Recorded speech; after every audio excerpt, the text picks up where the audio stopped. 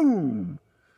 Good morning from the Cedar Creek, Lake, Texas. This is the Flying Can Ranch. I'll pop one out kind of early, and it's a bit chippy out this morning. I got something really different. Kind of searched YouTube, couldn't find anything except a guy shooting targets with this thing. So that's how fresh it is. What do we got going on here? We got a lot of things going on, and I'm going to show you what I mean. Look what I got here. Whoop. Right off the thing, the Crosman 362. On mine it says 362C on one side. I'm going to come right on down the line here. Flip it around. Let you see the other side. Come on down, I want you to pay attention to this piece right here. Come on down the line. Down the line. So what do we got? This is kind of thing that kind of just hit the market from Crosman. It is a Crosman 362 or 362C, variable pump, pneumatic, whatever, 22 caliber rifle. So we'll go to the cool, boring part, the specs. Again, 22 caliber. They say it pops off about 850 feet with alloy pellets. That's what it said in the thing.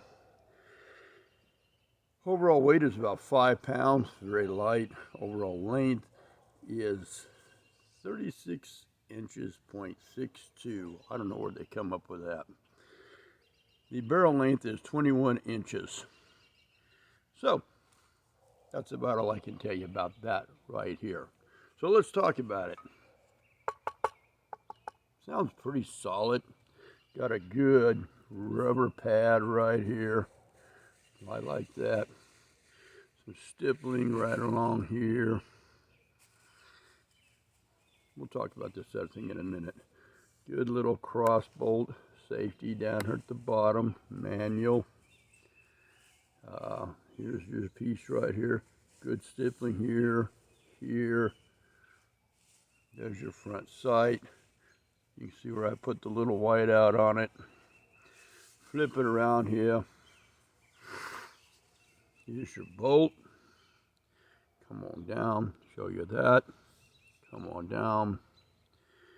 And this gun is very reminiscent of something else. I'm going to show you in a minute. So you've got this sight that you can flip over, and it's either a peep sight or a blade sight. And I'm going to tell you right now, if there's anything that's a kill shot to this thing, it's it right there. Whoop. Simple. But I've actually made it work. So, very light. Very compact. Feels good. I like that. Except that sight. But bear with me. Because this, pay attention to that, looks remarkably close to something else. And I can see, if anybody's ever followed my videos, I can see maybe a conversion happening. I'm starting to wonder if this conversion, that's all metal, not plastic, because I built this one up back in the day. If you followed my videos, I built this one up, and I made it nice and neat with a nice, brass trigger and all that. You look at how that is right back here, this piece right here. Lay this back down for a second. All of that looks very, very similar in this rifle. I see another video coming up in the future.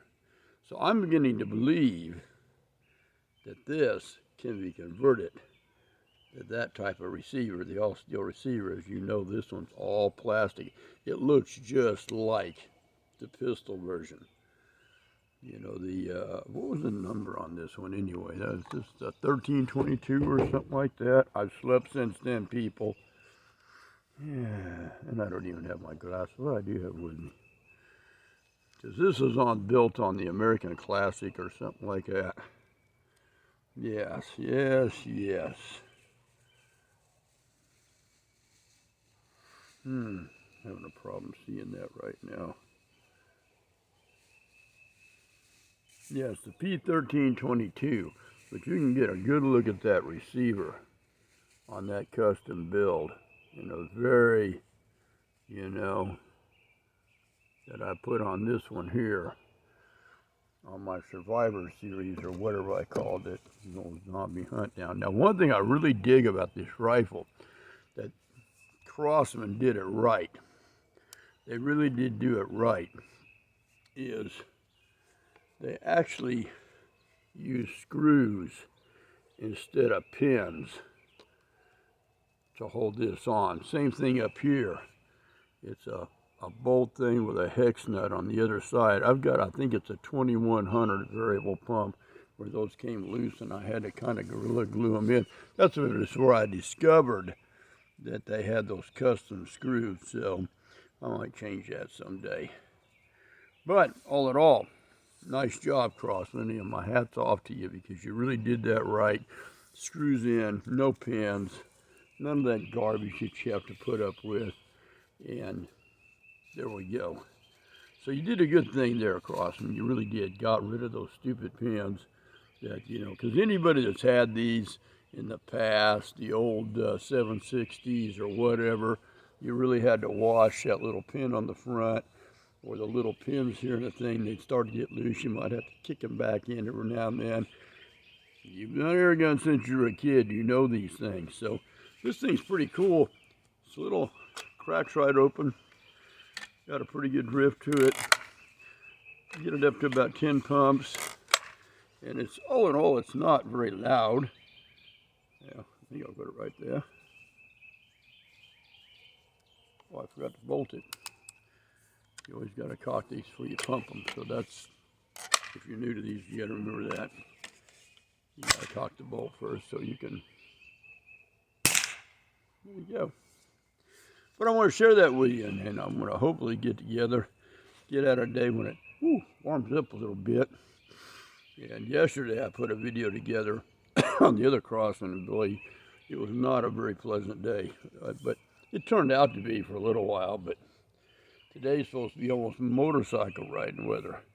So there you go, the Crosman 362 22 caliber. I believe this is also made in a 177. I'd have to look that up again. I think it is.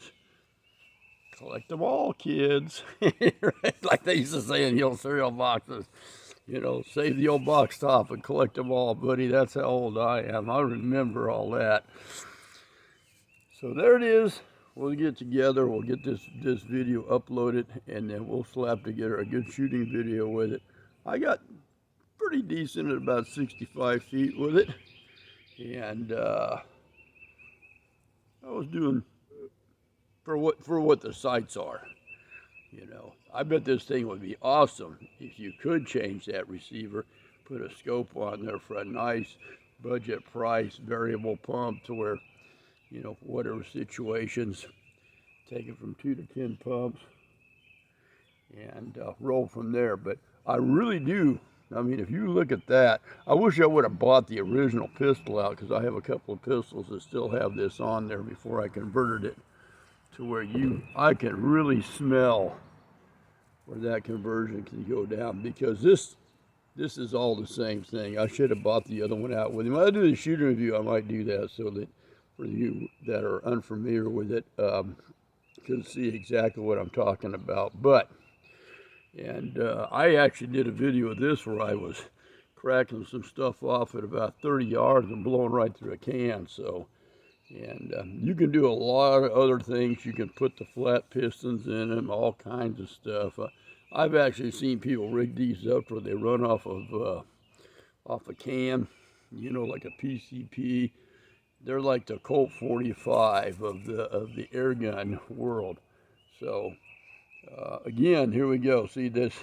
I converted this one, I believe, to where I bought the kit, to where that's the hex nut instead of the pin. So I drove that pin out And there's sites where you can buy these things and put that in there. These are the screws that were in it in the first place. So I can see that happening. So at any rate, I wanted to share that with you, show it to you.